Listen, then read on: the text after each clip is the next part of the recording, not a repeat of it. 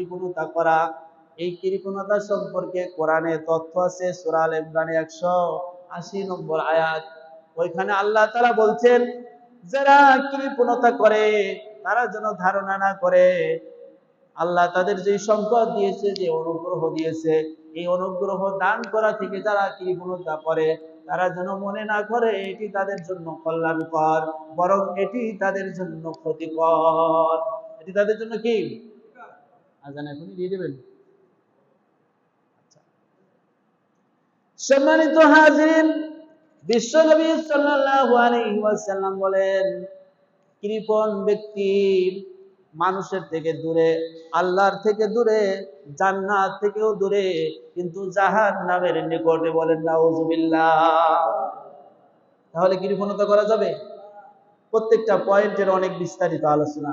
এরপরে সম্মান কামনা এবং দুনিয়ার মহব্বত। দুনিয়ার কি? দুনিয়ার মহব্বত।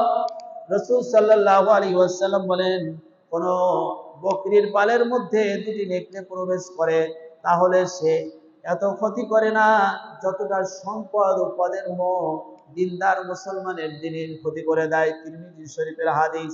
অষ্টম রোগ হচ্ছে অহংকার করা। বিশ্ব নবী সাল্লাল্লাহু আলাইহি ওয়াসাল্লাম বলেন, লা ইয়াদখুলুল জান্নাতা মান কানা ফি কলবিহি মিসকালা হাববাতিন মিন কিবরিন।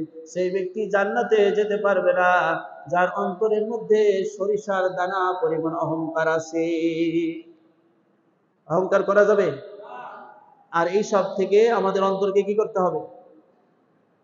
আজানের পরে কি কথা চলবে না? আজানের পরে দোয়া, মানে আমি আর কতটুকু বলতে পারি?